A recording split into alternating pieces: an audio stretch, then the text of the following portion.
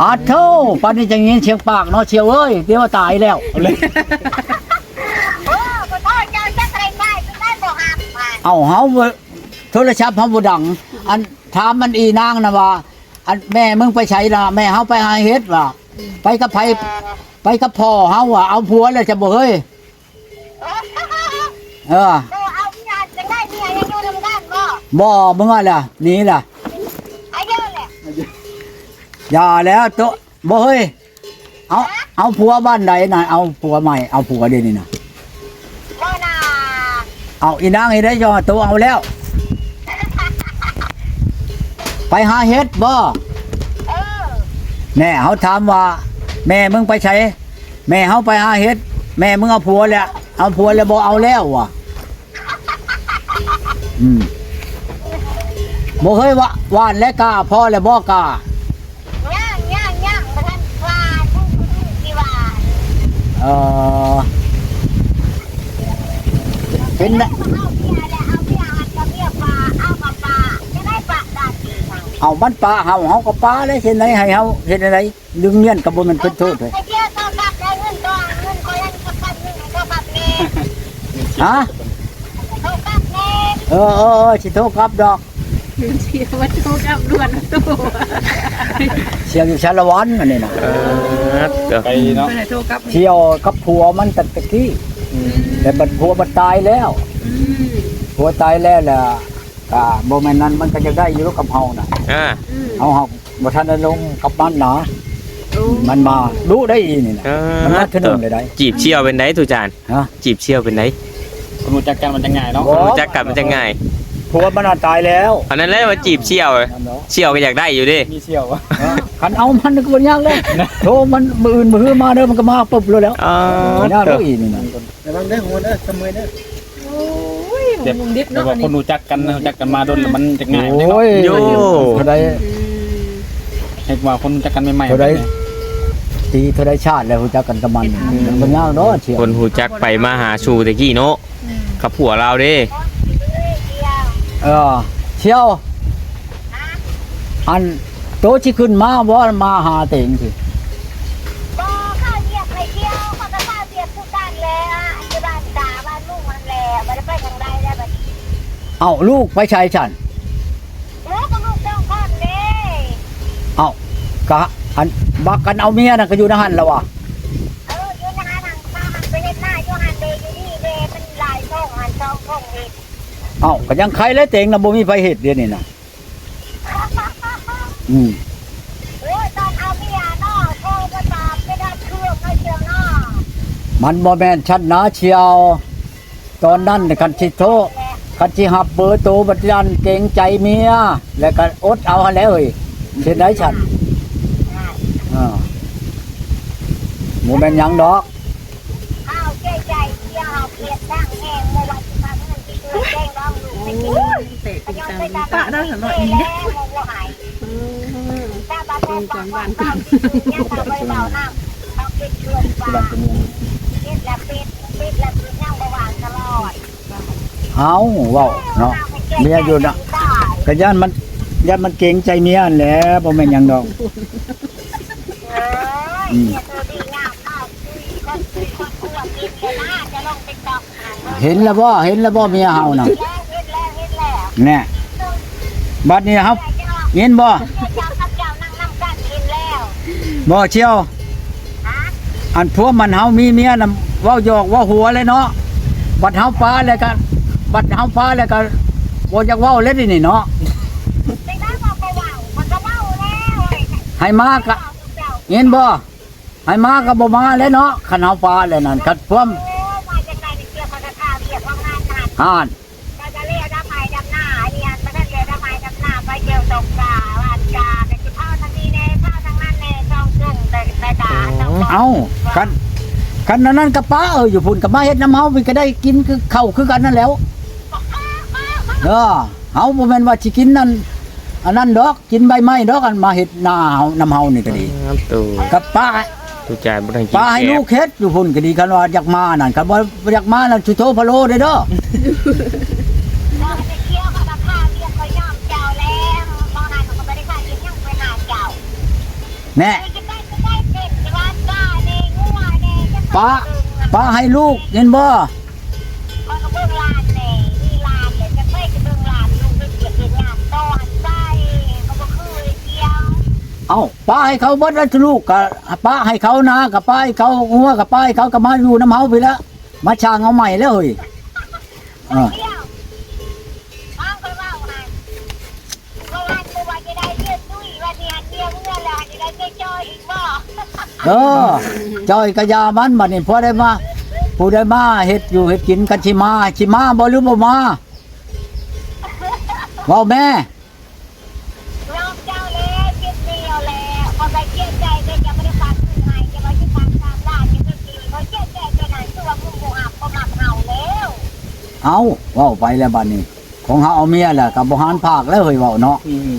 กันสิมาแล้วมาว่าเฮาก็บ่จักนั่นดอกเด่น จะโทรนี่อ้าวจังหวัดไทยแล้วตรงนั้น บ่ได้มาบ่บัดนี้นั่นยาเลยเนาะ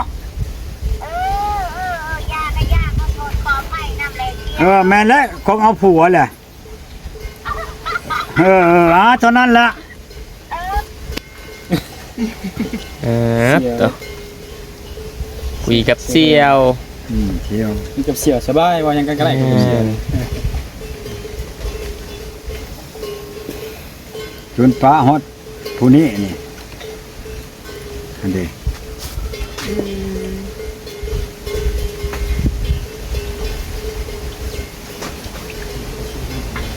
ไหนดูจักไผน่ะไผ ไปอีกประตู อันใดผู้ใดเนาะบัดนี้อันผู้ ไผ เฒ่านี่ ไผส่งมาให้ผู้ใหม่อีกแล้ว นี่นะผู้ใหม่แล้ว คือ นี่ สิมางามเลยประตู ตัว ไปไหน ผู้อัน 50 ล้านบ่ได้ต่อ ใช้ประตูเบิ่งดูประ โอ้ ตู จักสิแม่นผู้ใดนี่ในสามคน ผู้ชาย50 ล้านบ่ได้ ผู้ ต่อ สาวเราสูงผู้ใดนี่น่ะบ่แม่นผู้สาวอันนี้ได ให้เบิ่งดูนะ เราสูง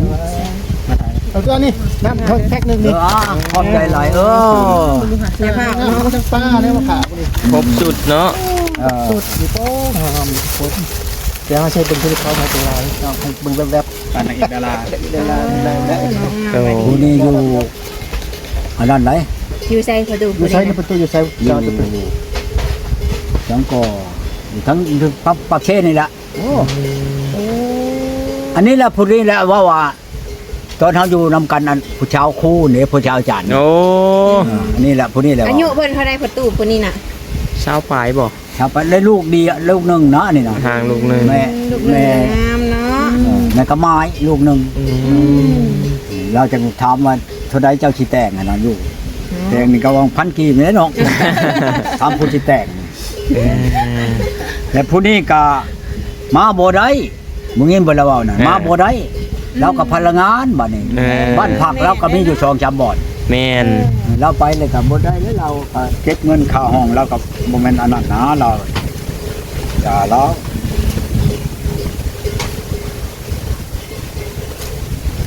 มีแต่ผู้งามนะประตู เรานี่ก็อันพลังงานคือกันเราผู้โทรมันยังอยู่ปักเชก็ดูกันยังบ่เบิ่งโทรถามเราก่อนจำมาฮัลโหลหัดจุหัวเด้อ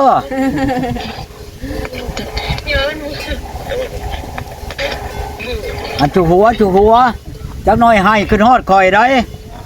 เห็นบ่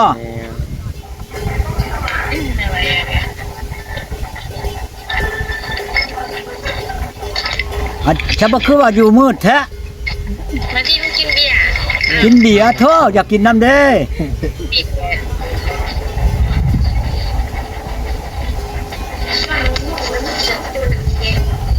ฮะเมื่อปิดแล้ว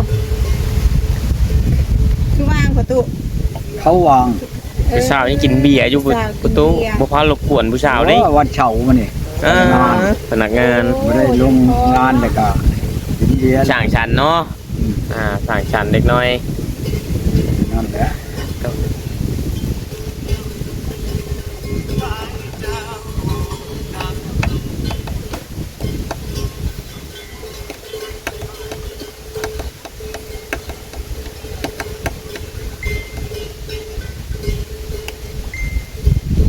เบิ่งมันส่งมันนี่เฮาไปให้ผู้สาวแหละ จังมาเพิ่นก็โทรมาหาประตูได้เลย ทีเด้ผู้สาวก็ดี เนาะงามไปดีเนาะนี่แห่งคักตัวนี้ สาวอัน ปล่อยลอยอยู่ได้พุ่น อยู่อัน ใช่ประตูหูบเทิงเลยสิประตูหูบตัวเทิงนะ ฮะ ผู้เดียวกันเนาะ อันเดียวกันผู้เดียวอันนี้ หลายมุมมอง เอาตามค่อยเบิ่งนี่ค่อยรู้จักอยู่ผู้สาวผู้นี้นะ เคยเห็นเนาะ เขาก็เคยเห็นนั่นแหละบ่เห็นนั่นแหละมันหักเขาอันนั้นเขามาถึกกันแล้วเขาว่าถูกต้องกันแล้วเขาอันนั้นมาให้เบิ่ง เนาะ อันผู้สาวอันนี้น่ะ โดย บ่เห็นนั่นได้เขาจะให้เบิ่งรูปตัวจริงมันอีกอันรูปผู้นี้น่ะ เป็นอะไรหูบตัวจริง เบิ่งเด้อค่อยสิให้อยู่พี่รูปมันน่ะ ยกเครื่องนั่นบ่ อยู่เครื่องนี้ 3เครื่องไหนผู้เดียว ใส่เนาะ ซ้ำสิเนี่ยนะ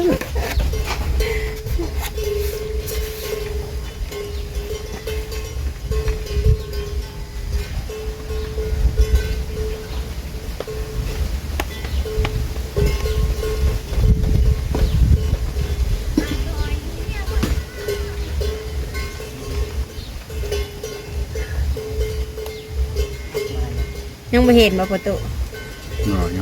ยัง ยัง หลายดีประตู ผู้สาวหลายได้ สาวหลายดี เลือกเอาเดี๋ยวนี้นะประตูนะสาวคู่สาวอันนั้นเลือกเอา เขาว่าหยอกซื่อๆดอกชาวครูชาวอาจารย์นั่นไผเอาเขาได้เด้บ่แหละ เอาตูจานมันบ่ได้ลงไปเด้บัดนี้ มันได้คัดกันได้บัดนี้ตูจานเอ้ย มันเป็นอย่างนั้นแหละ โอ้ เขาก็ใช้ไล่คัดเฮาหั่นล่ะ เฮ้ ที่ว่าอันนั้นเป็นจัง นั่นแหละ ของเขาฮู้อยู่อันเฮาเนาะบ่แม่นเขาสิบ่จัก หัวชำนี้แล้วเป็นพอเพื่อนพอชานแล้วคือสิบ่มาว่ะเนาะ ชนะเฮาชำนี้แหละเขาก็ว่าเฮาไปใช้บ่ได้แหละครับเขาก็เว้าพะโลแล้วบัดนี้ ตัว ก็สิเว้าอันนั้นน่ะเพียง เนาะ เพิ่นเว้าอีหลีลงจริงจังมันสิอึดเพียงชำไอ้ชำลาวนั่นบ้านพักก็มีอยู่2ชำหลังนั่นก็สิไปเอาเพียงเท่าคือเฮานี่